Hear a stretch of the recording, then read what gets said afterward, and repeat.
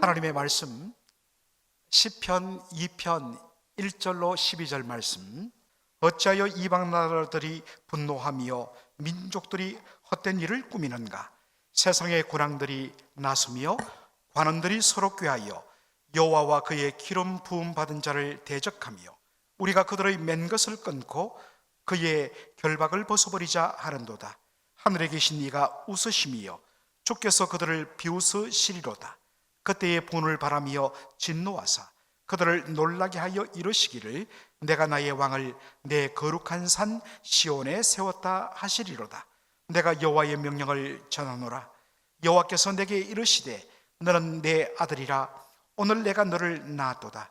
내게 구하라. 내가 이방 나라를 내 유업으로 주리니 내 소유가 땅끝까지 이르리로다. 내가 철장으로 그들을 깨뜨리며 질그릇같이 부수리라 하시도다. 그런즉 군왕들아 너희는 지혜를 얻으며 세상의 재판관들아 너희는 교훈을 받을지어다. 여호와를 경외함으로 섬기고 떨며 즐거워할지어다. 그의 아들에게 입맞추라. 그렇지 아니하면 진노하심으로 너희가 길에서 망하리니 그의 진노가 급하심이라. 여호와께 피하는 모든 사람은 다 복이 있도다. 아멘.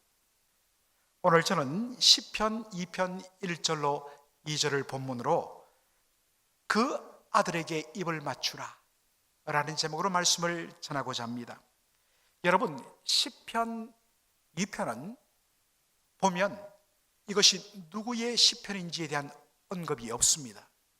그런데 말씀을 말씀으로 우리가 항상 해석한다고 했는데 신약 성경을 보면 이 시편 2편 말씀이 인용된 곳이 나옵니다. 바로 사도행전 4장 25절입니다. 다 같이 읽겠습니다. 또 주의 종 우리 조상 다윗의 입을 통하여 성령으로 말씀하시기를 어찌하여 열방이 분노하며 족속들이 허사를 경영하였는고. 이 말씀의 배경을 설명할 시간이 없습니다. 제가 전도에 관하여서 조만간 주일 예배 때 설교할 것인데 그때 이 배경을 제가 말씀을 드릴 것입니다. 사도들이 지금 하나님 앞에 기도하면서 이 시편 2편 1절을 인용합니다. 시편 2편 1절에 이렇게 되어 있습니다. 한글로 어찌하여 이방 나라들이 분노하며 민족들이 헛된 일을 꾸미는가 라고 되어 있습니다. 허사를 경영하였는고 헛된 일을 꾸미는가, 영어로는 똑같은 표현입니다. 그런데 다시 이 구절을 인용하면서 사도들은 이 시편 말씀이 어떻게 기록되었는가를 4장 25절 전반절에서 이렇게 말합니다. 또 주의 종 우리 조상 누구를 통하여 다윗의 입을 통하여 성령께서 말씀하시기를 어찌하여 열방이 분노하며 족속들이 헛된 일을 경영 꾸미는가 라고 그렇게 인용합니다. 성령께서 다윗의 마음을 감동시켜서 쓰게 하신 시편이 몇 편이라고요? 시편 2편이라는 것입니다. 이것은 시편 2편뿐만 아닙니다. 다윗이 기록한 모든 시편은 다윗의 탁월한 어떤 시상과 능력 때문이 아니라, 물론 그러한 어떤 능력을 가진 분이지만 그의 모든 시편은 성령의 감동으로 성령께서 하시게 한 말씀이란 것을 우리가 알 수가 있습니다. 이 시편 2편은 오늘 여러분들이 읽으면 알겠지만 바로 여호와 하나님의 기름 부음을 받아 다윗이 이스라엘의 왕위에 오르는 것을 배경으로 하고 있습니다. 그렇기 때문에 이 시편 2편은 다윗의 자손들이 대대로 유다 왕국의 왕위에 기름 부음을 받고 등극할 때마다 바로 불려지고 노래되어졌던 찬송시가 바로 시편 2편입니다. 이것을 가지고 제왕시라, 영어로 로얄 쌈이라고 그렇게 말하는 것입니다. 자, 시편 2편 1절 우리 다 함께 다시 읽어볼까요? 시작. 어찌하여 이방 나라들이 분노하며 민족들이 헛된 일을 꾸미는가? 자, 여러분, 여기에 이방 나라들은 1차적으로 이것이 바로 다윗을 배경으로 한다는 것을 여러분 기억하시기 바랍니다. 그렇다면 여기에 이방 나라들, 민족들이란 것은 누구를 가리킬까요? 바로 이스라엘 나라 동서남북에 흩어져 있는 사방에 있는 이방 나라들을 가리키는 것입니다.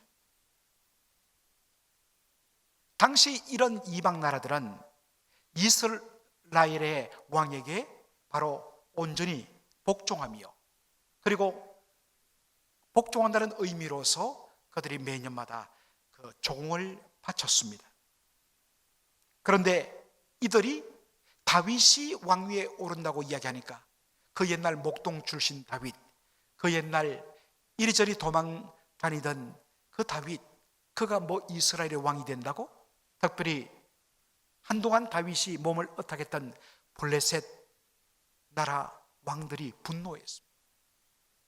그래서 그들이 뭘 했느냐? 분노하며 헛된 일 꾸민다. 우리 다윗에게 항복할 수 없다. 다윗에게 고개 숙일 수 없다. 다윗을 우리가 치고 나가자. 이러한 모의를 했다는 것입니다. 여러분, 놀랍게도 시편 2편 1절을 영어 성경으로 보면 헬라어 원어를 너무나도 잘 번역했어요. 우리 한글 성경은 어찌하여 이방 나라들이 감히 분노하는가? 이렇게 돼 있는데, 영어 성경에는 The nations conspire, 바로 모의하다, 업무를 꾸미다, 바로 반역을 저지르기 위하여 모의하는 것, 이게 conspire입니다. 명사용어로 conspiracy, 업무라는 뜻입니다. 반역 모의라는 뜻이죠. 어찌하여 이방 나라들이 감히 다윗에 대하여서 음모를 꾸미는가? 그 다음에 민족들이 뭐를 꾸민다? 헛된 일을 꾸민다라고 했습니다. 여러분, 헛된 일이라고 했습니다. 그들 생각에는 우리가 힘을 합해갖고 다윗에게 반역하고 다윗에게 대하여 대항하고 힘을 합하면 우리가 얼마든지 이길 수 있다. 생각은 하지만은, 생각은 자유지만 그것은 1차적으로 옳지 않은 일이고, 그리고 아무리 그들이 꾸미면 꾸밀수록 결과적으로는 헛된 일로, 허사로 나타난다라는 것입니다. 시편 2편 2절로 3절 보면 이제 이 이방 나라들이 바로 음모를 꾸미고 conspire, 그리고 헛된 일을 꾸미는 구체적인 내용이 2절로 3절에 이렇게 묘사됩니다. 우리 다 함께 읽겠습니다. 세상의 군왕들이 나서며 관원들이 서로 꾀하여 여호와와 그의 기름 부음을 받은 자를 대적하며 우리가 그들의 맨 것을 끊고 그의 결박을 벗어버리자 하는도다. 여러분, 그들이 모의하고 꾀한 것이 뭐라고요? 바로 여호와와 그의 기름 부음 받은 자를 대적하고, 더 이상 우리가 그에게 복종하며 그에게 묶여 있을 필요가 없다. 그것을 풀고 우리가 벗어나자. 자, 여러분들, 중요한 것은 이 세상의 군왕들이 지금 누구를 대적합니까? 바로 다윗, 새로운 이스라엘 왕 다윗을 대적하며 업무를 꾸하는데, 다윗은 성령의 감동으로 뭐라고 이야기합니까? 그들의 대적이 누구를 향한 대적이라고요? 여호와 하나님을 향한 대적이요, 그리고 하나님의 기름 부음을 받은 자를 대적하는 것이라 라고 묘사합니다. 왜 이런 표현을 썼을까요? 여러분, 여기에 기름 부음을 받은 자라는 뜻이 나옵니다.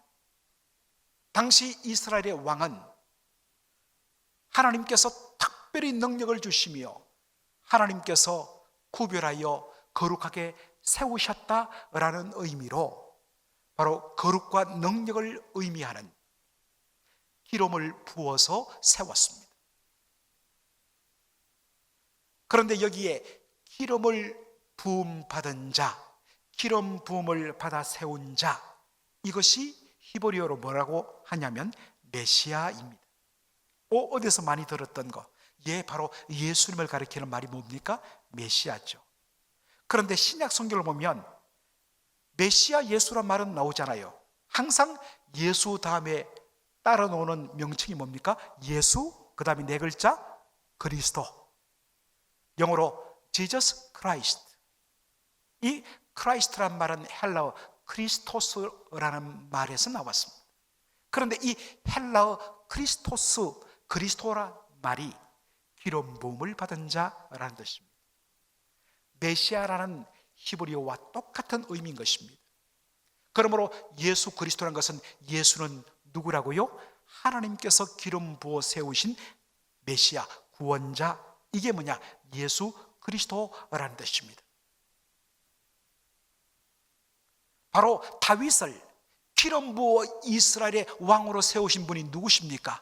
누가 세웠습니까? 여호와 하나님이 세웠습니다. 그러므로 여호와 하나님의 기름 부음을 받은 자 다윗을 대적하는 것은 곧 누구를 대적하는 것입니까? 하나님을 대적하는 것입니다. 여러분, 이것이 시편에는 어떻게 적용되느냐? 바로 하나님의 의로운 백성, 하나님께서 택하시며 붙드시는 하나님의 백성을 불의한 자들이 공격하고 대적할 때 하나님이 친히 그들에 대하여 원수를 갚는다라고 하십니다. 왜냐? 바로 우리는 하나님께서 사랑하시는 하나님의 백성, 하나님의 자녀입니다. 여러분, 여러분의 새끼를 누가 해치려고 한다면, 새끼란 말, 자식들 손아에서 여러분 가만히 있겠습니까? 내 몸이 으깨지고 내 몸이 갈라지더라도 들이박습니다. 어딜 감히? 왜요? 내 자식이니까. 사랑하는 성도 여러분, 바로 저와 여러분 너무 연약한 존재지요. 그러나 우리는 하나님의 이름으로 불리우는 자, 하나님의 자녀입니다. 우리 뒤에는 빽이 있습니다. 누구십니까? 여호와 하나님이 우리의 빽이십니다. 우리 건들면 너 죽는 거야. 여러분, 이것이 목사에게만 이런 권세가 있습니까? 아니에요. 모든 하나님의 백성에게는, 하나님의 자녀에게는 이런 권세가 있는 줄로 믿습니다. 자, 그러므로 다시 한번 여호와의 기름 부음 받아 세운 왕 다윗을 대적하는 것은 곧 누구를 대적하는 것이라고요? 그를 세우신 여호와 하나님을 대적하는 것입니다. 하나님이 가만히 두지 않는다는 것입니다. 자, 이들의 바로 컨스피러시, 음모와 반영 모의에 대하여 하나님께서 뭐라고 반응하십니까? 자, 4절로 6절 우리 다 함께 읽겠습니다. 시작. 하늘에 계신 이가 웃으심이여 주께서 그들을 비웃으시리로다. 그때의 분을 바라며 진노하사 그들을 놀라게 하여 이르시기를 내가 나의 왕을 내 거룩한 산 시온에 세웠다 하시리로다. 여러분, 그림이 그려지죠. 땅 밑에서 사람들이 자기들끼리 모의하고 자기들끼리 한번 뒤집어 보자고 하는 모습을 하나님께서 어디에서 보신다고요? 하나님께서 어디에 보신다? 하늘에 계신 하나님께서 그 모든 것을 보시고 어떤 반응을 보이십니까? 웃으신다는 것입니다. 너무나 가소로워서. 여러분, 이 모든 것을 보시는 하나님을 어떻게 표현하냐면 하늘에 계신 분으로 묘사합니다. 여러분, 하나님께서 하늘에 계신다, 이게 무슨 의미일까요? 이것은 장소의 개념이 아닙니다. 하나님께서 하늘에 계시다는 말은, 하나님은 이 하늘 아래에 있는 모든 지상 만국을 통치하시는 주권자, 왕이 되신다라는 뜻입니다. 이것이 하늘에 계신 하나님의 모습입니다. 두 번째, 하늘에 계신 하나님은 하늘 위에서 그 아래쪽 땅 밑에 모든 것을 다 보고 계셔서 땅 아래에 어떠한 것도 하나님의 눈길을 피할 수가 없고 하나님이 모르시는 것이 없는 것입니다. 왜냐? 하나님은 전지하신 분, 모든 것을 다 아시는 분, 하나님은 계시지 아니하는 곳이 없으신, 어려운 한자로 무소부재, 계시지 않는 곳이 없으신, 온 땅에 충만하신 하나님. 그래서 하나님 여기 없겠지 싶어서 몰래 쪽방에, 이 다락방에 모여서 문을 잠그고 그 안에서 모여야 하는데 하나님께서 보고 계십니다. 다 아십니다. 그러므로 그들은 철두철미하게 준비하고 이렇게 하면 우리가 이길 것이라 그렇게 모의를 꾀하는데, 하늘에 계신 이가 그것을 보고 뭐 하신다고요? 웃으신다는 것입니다. 그러면서 하나님이 하시는 말씀이 뭐냐? 내가 나의 왕을, 기름 부어 세운 나의 왕을 내 거룩한 산 시온에 세웠다. 물론 1차적으로 시온이라는 것은 바로 예루살렘이 세워진 그 동쪽의 조금 높은 언덕, 이스라엘 사람들은 이 높은 언덕을 산이라고 불렀습니다. 그것을 시온이라고 이야기합니다. 때로는 바로 그 시온 언덕 산 위에 세워진 예루살렘을 시온이라고 가리킵니다. 또한 이 시온은 이제 확대되어서 이스라엘 나라 전체를 가리키는 대명사로 시온이란 말을 쓰기도 합니다. 하나님이 뭐라고 이야기합니까? 나의 왕을 시온에 세웠다, 이스라엘의 왕으로 세웠다라고 이야기합니다. 여러분, 여기에 세웠다라는 이 말도 히브리 의미로는, 영어로는 install, 바로 왕 위에 세우다. 그 담임 목사 위임 예배를 인스톨레이션 서비스라고 이야기합니다. 담임 목사로 세우다, 인스톨. 그런데 놀랍게도 여기에 왕 위에 세웠다라는 이 말이 히브리어로는 뭐라고 되어 있느냐? 기름 붓다. 여러분, 이스라엘의 왕은 어떻게 왕 위에 세워진다고요? 바로 거룩한 기름을 부어, 거룩한 기름을 부어서 왕 위에 세우는 것입니다. 자, 그런 다음에 하나님께서 이 기름 부어 세운 왕에 대하여 뭐라고 이야기하느냐? 다윗에 대하여 뭐라고 선포하느냐? 시편 2편 7편의 말씀 다 같이 읽겠습니다. 내가 여호와의 명령을 전하노라. 여호와께서 내게 이르시되 너는 내 아들이라. 오늘 내가 너를 낳았도다. 여러분, 사실 이것을 문자 그대로 이해하면 굉장히 어렵습니다. 하나님께서 너는 내 아들이라 하면서 내가 오늘 너를 낳았다, 뭐 순풍산부인과도 아니고 말이죠. 여러분, 이것을 어떻게 이해하면 좋겠습니까? 자, 여러분, 고대 세계에서 왕의 왕위를 누가 계승합니까? 누가 계승하지요? 왕의 아들이, 특별히 장자가 계승을 합니다. 장자가 없을 때는 그 다음 왕자가 계승을 합니다. 그렇지요. 그런데 이 고대 근동 지역이나 그리고 고대 로마 세계에서는 바로 입양한 아들도 자기 배로 낳은 친아들과 동등한 상속권을 줍니다. 만일에 자신의 친아들이 없다면 어떠한 사람을 입양하여 adopted son, 입양하여서 자신의 아들로 세우면 그 아버지의 모든 권세와 권리와 상속권을 다 이어받게 됩니다. 여러분, 엄밀한 의미에서 이스라엘의 유일하고 진정한 참된 왕은 오직 누구밖에 없습니까? 여호와 하나님밖에 없습니다. 자, 그런데 이스라엘의 진정한 왕이신 하나님, 그분의 왕권을 바로 이어받아 왕위에 오르기 위해서는 어떻게 됩니까? 하나님의 아들이 되어야 합니다. 그래서 하나님이 취하신 방법이 뭐냐?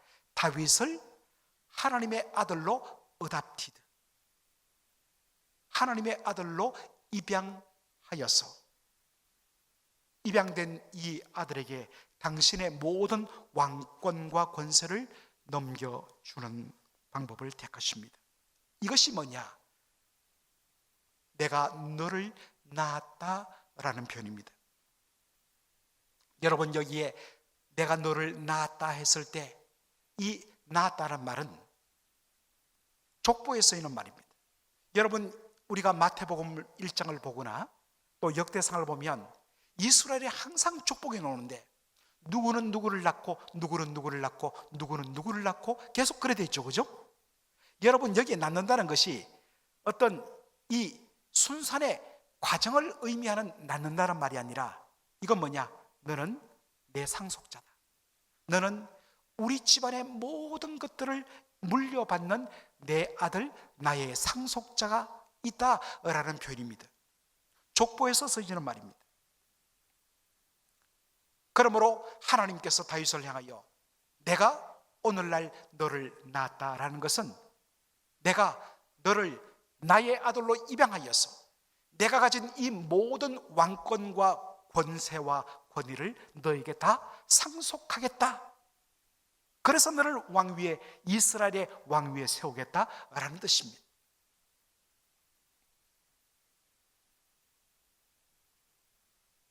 여러분,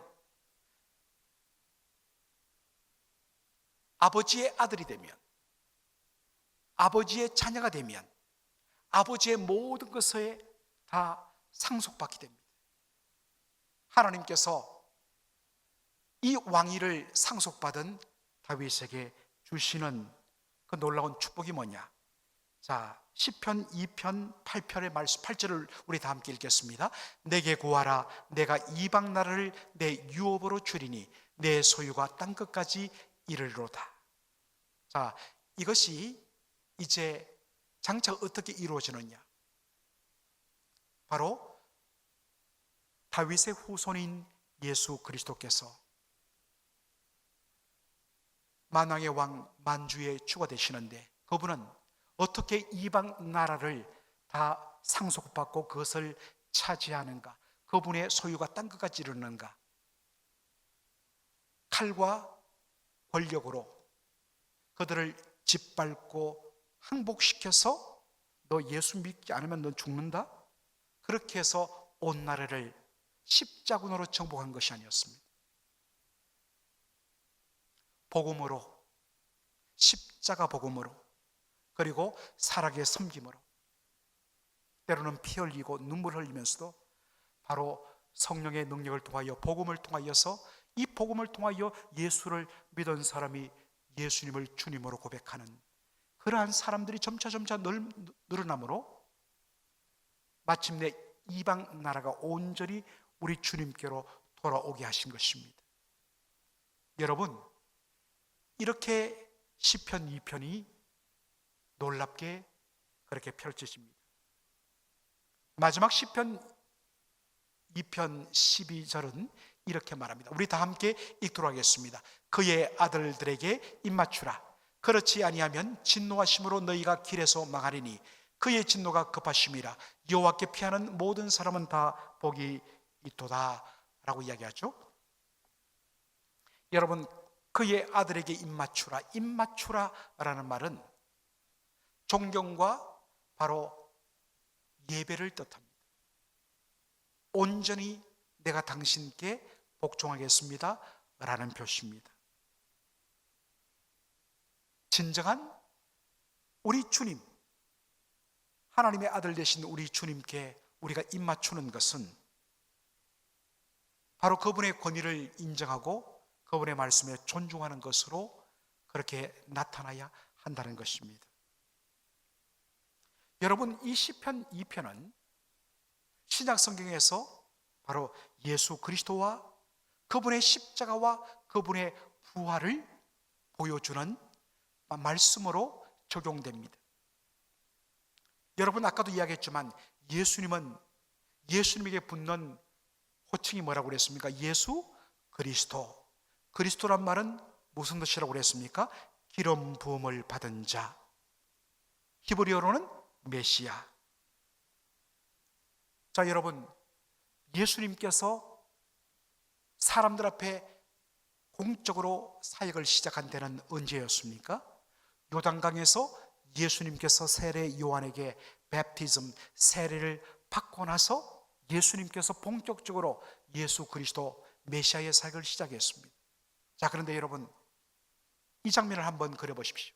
예수님께서 세례받고 물 속에서 물 위로 일어났을 때 어떤 일이 일어납니까? 하늘이 열리면서 하늘에서 뭐가 예수님 위에 내려옵니까? 성령이 뭐같이?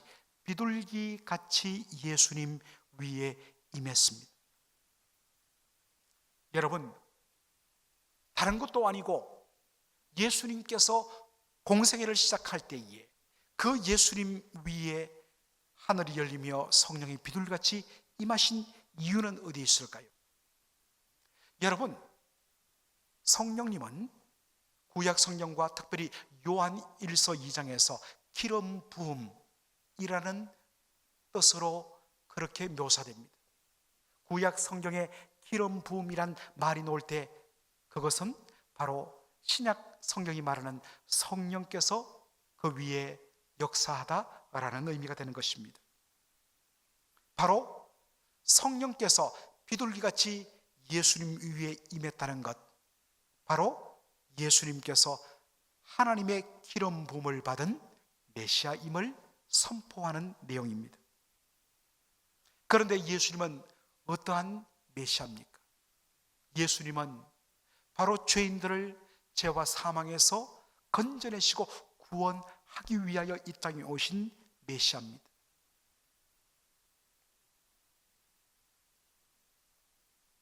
그런데 유대인의 지도자들이 예수님을 어떻게 했지요?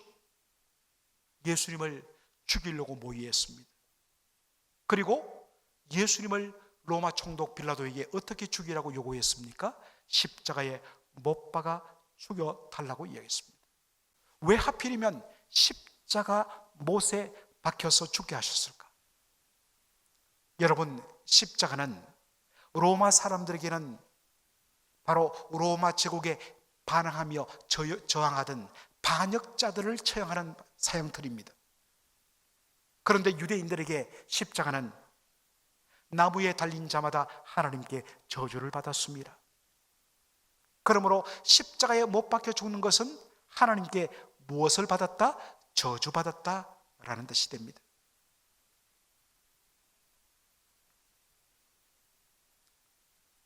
십자가에 못 박힌 예수는 결코 하나님의 아들이 아니다. 어떻게 하나님의 아들이 하나님께 저주받음을 상징하는 십자가에 달려 죽을 수 있는가? 그러므로 십자가에 못 박힌 예수는 하나님의 아들이 아니라는 것을 사람들에게 각인시키기 위하여 십자가에 못 박혀 죽이라고 그렇게 음모를 꾸몄던 것입니다. 그런데 여기 하나님의 놀라운 지혜가 나타납니다. 하나님께 저주받음의 상징인 그 십자가 죽음을 통하여 오히려 우리 죄인들을 구원하시는 놀라운 역사들이 일어난 것입니다. 예수님께서는 저주의 십자가에서 우리 죄인들을 대신하여 저주를 받고 죽으심으로 모든 율법의 저주에서 우리를 완전히 속량하고 자유케 하시고 해방시키시는 놀라운 구원을 우리에게 이루어 주신 것입니다. 그런데 문제는 십자가 죽음의 의미입니다. 십자가에 못 박혀 죽는 것은 하나님께 무엇을 당하는 것이라고요? 저주를 당하는 것. 그래서 십자가에 못 박혀 죽으신 예수님은 바로 그분의 죄 때문이 아니라 우리의 죄를 대신 지고 우리를 대신하여 저주를 받아 죽은 것이라고 아무리 해본들 사람들이 인정해지지 않습니다. 무슨 소리냐고. 그렇다면 진짜 십자가에 못 박힌 이 예수가 죄인이 아니요 의로우신 하나님의 아들이요, 그의 십자가 죽음은 자신의 죄 때문이 아니라 바로 마땅히 저주받아야 할 저와 여러분 우리 죄인들을 대신하여 그가 당한 속죄의 죽음이란 것을 사람들에게 확인시키는 방법은 뭐겠습니까? 십자가에 못 박혔던 예수를 3일 만에 다시 뭐 하는 겁니까? 부활시키는 것, 살려내는 것입니다. 그래서 로마서 1장 4절에 보면 예수님에 대하여 바울이 이렇게 말합니다. 성결의 영어로는 죽은 자들 가운데서 부활하사 능력으로 하나님의 아들로 선포되셨으니 곧 우리 주 예수 그리스도시라. 예수님의 부활을 통하여 예수님께서 진정 하나님의 아들 되심이 바로 확정되고 그것이 세상에 드러났다는 것입니다. 사랑하는 성도 여러분, 바로 이 시편은 우리 주 예수 그리스도의 십자가와 부활을 우리에게 보여줍니다. 동시에 이 시편 2편은 하나님의 백성인 저와 여러분에게 놀라운 도전을 주는 말씀입니다. 여러분,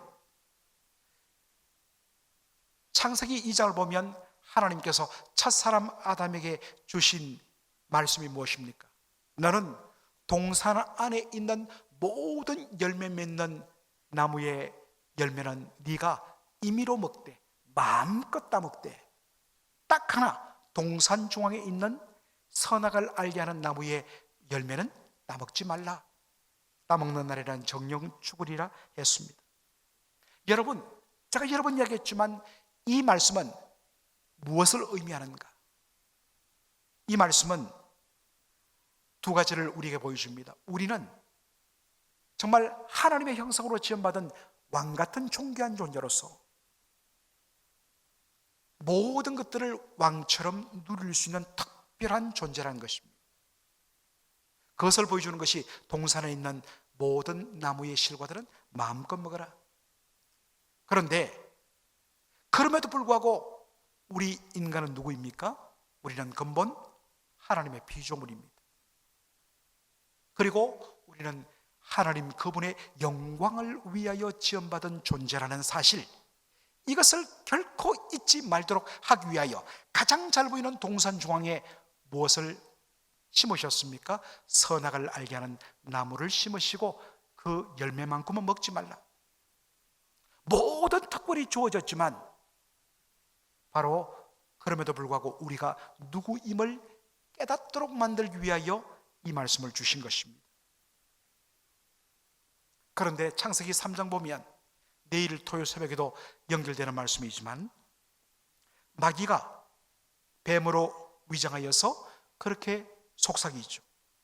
왜 네가 하나님의 말씀에 묶여 있느냐, 하나님의 말씀에 매여 있느냐, 거기에 묶여 있지 말고 이제는 네가 너의 인생의 하나님이 되고 주인이 되어서 너가 하고 싶은 대로 다 해. 그게 진짜 참된 행복이야. 그것이 진정한 자유야 라고 그렇게 유혹을 했습니다.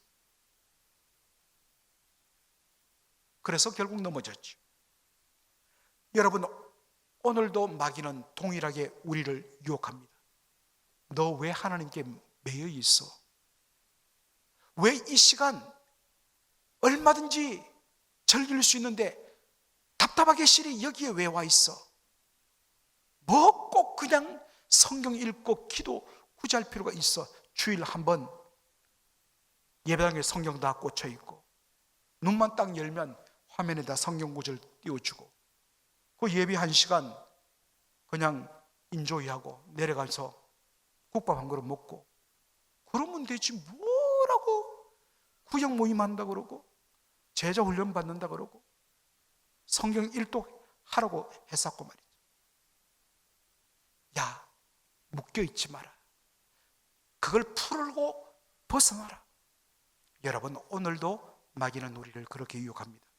그런데 여러분, 하나님께서 우리에게 선을 그어주시고 우리에게 여러 가지로 주시는 요구는 사실 우리를 속박하는 것이 아니라 뭡니까? 우리를 자유케 하고 더 풍성한 복을 누리게 하시는 하나님의 축복의 수단이란 것입니다. 여러분, 이것을 잊어버려서는 안 됩니다. 그러므로 우리가 진정 살기 이런 하나님의 아들이신 예수 그리스도에게 입맞추는 일입니다. 오직 그분의 주되심을 인정하고 그분의 다스림 속에 온전히 항복하는 사람, 이것이 진정한 참된 자유요 진정한 복이 되는 줄로 믿습니다. 그것을 진짜 예수 믿는 삶의 복됨과 예수 믿는 사람들의 진짜 재미를 성경을 많이 읽고 예배에 열심히 참여하고 열심히 성경 공부하는 사람들이 보여줘야 됩니다.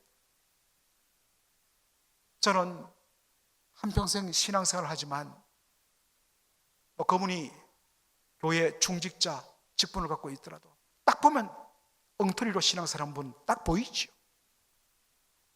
그를 볼 때마다 너무너무 불쌍해요. 너무너무 안타까워요. 한 번만 제대로 예수님에게 입 맞추고 한 번만 제대로 우리 주님께 의지하고 주님의 은혜를 맛보면 저렇게 살 수 없을 텐데, 제발 그렇게 살으라고 해도 그렇게 살 수 없을 텐데 너무나 안타깝습니다. 예수 믿는 진짜 즐거움과 예수 믿는 진짜 행복을 여러분이 보여주셔야 됩니다. 그것이 이렇게 오늘 이 자리에 놓은 저와 여러분의 사명인 줄로 믿습니다. 그렇게 그의 아들에게 입맞추고 죽게 피하는 자의 복을 누리시는 저와 여러분의 삶이 되기를 주의 이름으로 축원합니다. 아멘.